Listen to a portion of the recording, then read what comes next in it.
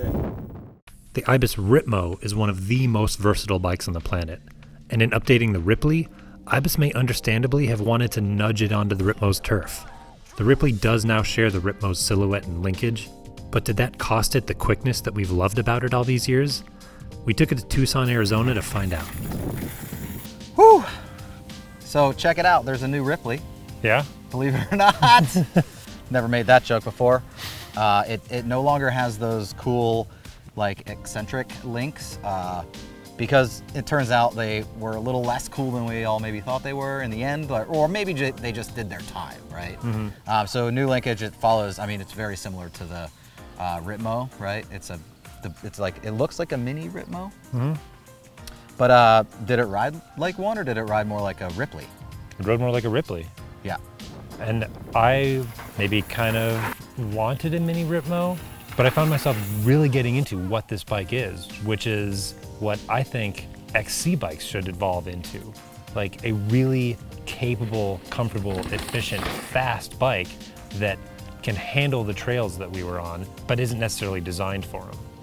Yeah, I mean, like the course that we were riding, it was kind of like we chose it, because a lot of the trails here in Tucson are pretty rugged, but also because like we wanted to find like the ragged edge of what like a 29er mid-travel sort of trail bike can do, right?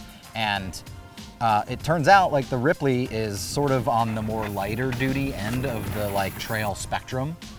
Which is fine, and I think it's actually good placement, because the Ripmo is such an all-around line crossing bike too, where it's like that bike climbs so freaking well, even like with the 160 fork and everything. That bike is like, it almost goes trail to all mountain or enduro, whereas so this one kind of needs some separation. And I think for a lot of people who maybe are used to big bikes, perhaps they have already a little bit bigger bike like a Ripmo or something else, this would be an awesome kind of all mountain enduro riders XC bike.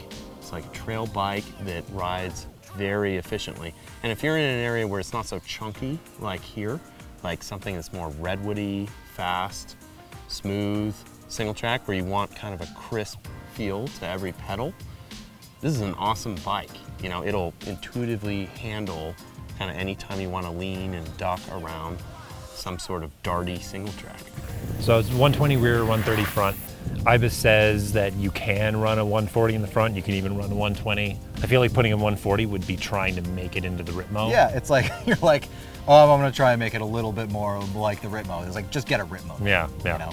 I would almost err on the side of do the 120 and make it your super capable, right? Super fast XC bike. Yeah, I mean, that'd be an interesting route too. I kind of like it the way it is. Yeah. For my kind of like style of riding and stuff, but yeah, I think it's actually a pretty versatile bike in that regard. It's such a good application of what we love about DW Link bikes, is that this supportive feeling 120 millimeters, and I really think it was. Like, I didn't feel like I was ever sitting too deep in the travel, which is always a huge issue on a bike that doesn't have a lot of it. Yeah. So you're sitting on top of it, but it does swallow up the kinds of bumps that we were on out here. We may have said all the same stuff about the old Ripley too. It's quick yet comfy, but now it benefits from modern geometry and a noticeably but not drastically stiffer chassis, each of which play a role in how the new Ripley descends. It kept its composure, even in the gnarly stuff. I had to like scrub my speed a little bit more than I did on other bikes, but that was only in like kind of the chunkiest stuff, I guess. It's interesting because this is, you know, things have very much been modernized here. We got a 66.5 head tube angle, 76-degree seat tube angle, a very generous reach measurement. We rode the XL, which was, what, 500 reach? You know, this is, everything modern is happening here within the trail category, but it still has kind of a crisp ride to it. It just feels like you have to choose things a little bit more wisely when you're descending in this kind of pummel through it type hard-hitting terrain. And one thing we wondered about is, this is a really high-end build we have. Weighed 27 pounds, we've got XTR 12-speed on here. There are a few components that you could actually upgrade on here. Everything is quite light.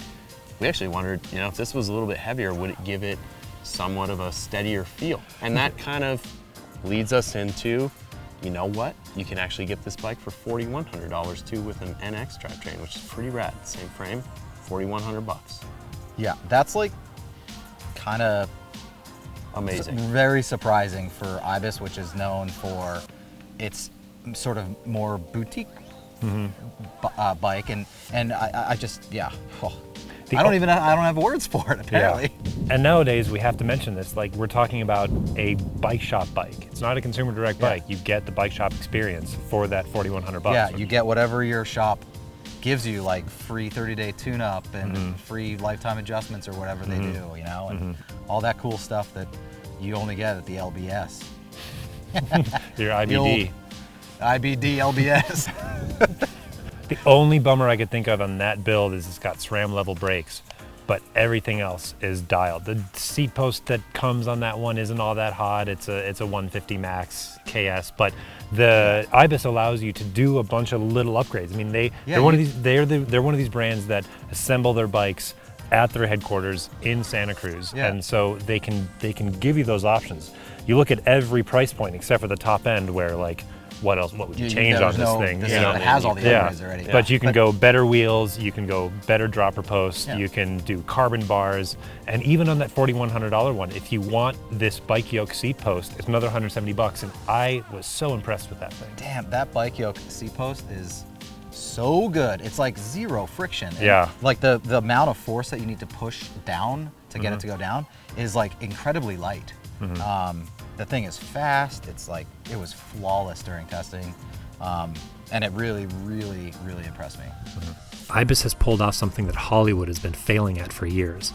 They've produced a reboot that is better in every way, but still completely faithful to the original. And somehow they did it all on a pretty reasonable budget. We've got the full review as well as the rest of the Bible of Bike Test videos at bikemag.com.